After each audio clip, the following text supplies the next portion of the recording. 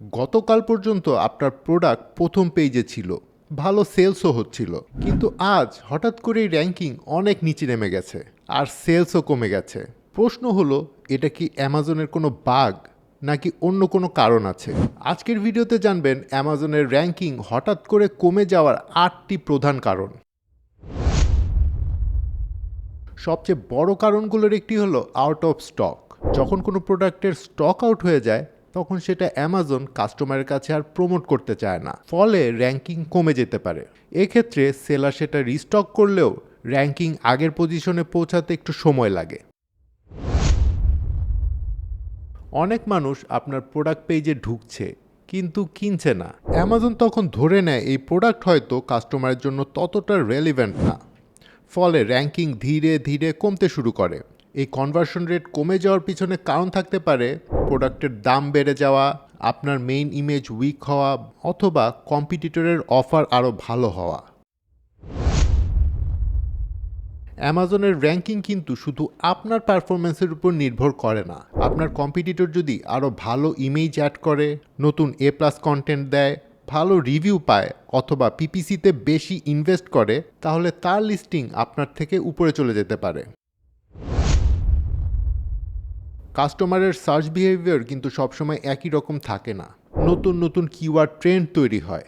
এক্ষেত্রে পুরনো কিওয়ার্ডগুলোর search volume কমে যেতে পারে। আপনি যদি নিয়মিত লিস্টিং আপডেট না করেন তাহলে আপনার র্যাঙ্কিং ধীরে ধীরে কমে যেতে পারে। হঠাৎ যদি অনেক লো রেটিং বা নেগেটিভ রিভিউ আসে তাহলে কাস্টমার কিন্তু আপনার প্রোডাক্টটা কম কিনবে, ফলে কনভার্সন কমবে, আর কনভার্সন কমলে র্যাঙ্কিংও হারাবে। তাই রিভিউর সংখ্যা না, রিভিউয়ের কোয়ালিটিটা খুবই ইম্পর্ট্যান্ট। অনেক সময় সেলার অ্যাডভার্টাইজিং বাজেট কমিয়ে দেয় অথবা ক্যাম্পেইন পজ করে, আর এর ফলে প্রোডাক্টের ভিজিবিলিটি কমে যায়।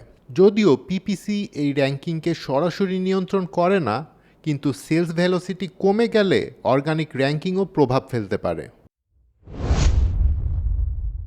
অ্যামাজন সবসময় চেষ্টা করে কাস্টমারকে বেটার ভ্যালু দিতে। যদি একই প্রোডাক্ট অন্য সেলার কম দামে বিক্রি করে বা ভালো অফার দেয় তাহলে আপনার কনভার্সন কমে যেতে পারে, আর সেটার প্রভাব র্যাঙ্কিংয়ের উপরও কিন্তু পড়তে পারে।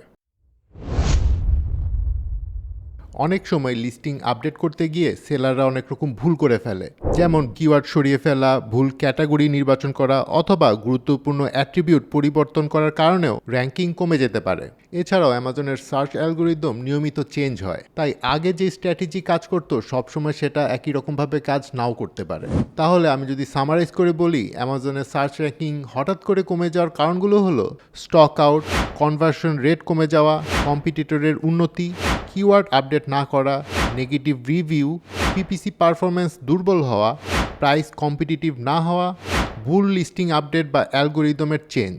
র্যাঙ্কিং কমে গেলেই প্যানিক করার দরকার নেই, আগে কারণটা খুঁজে বের করুন, তারপর ডেটা দেখে সমস্যাগুলো একে একে ঠিক করুন। বেশিরভাগ ক্ষেত্রেই সঠিক অপটিমাইজেশন করলে র্যাঙ্কিং আবার আগের অবস্থায় ফিরে আসতে পারে। আর আপনি যদি অ্যামাজনের সেলার হয়ে থাকেন তাহলে শুধু সেলস না, আপনার র্যাঙ্কিংটাও নিয়মিত মনিটর করুন, কারণ অনেক সময় আগে র্যাঙ্কিংটাই কমতে শুরু করে তারপর সেলস কমে যায়। সো দর্শক, অ্যামাজন বিজনেস নিয়ে এরকম আরও ভিডিও পেতে চাইলে আমাদের চ্যানেলটি সাবস্ক্রাইব করুন, আর দেখা হবে নেক্সট ভিডিওতে। Thanks for watching.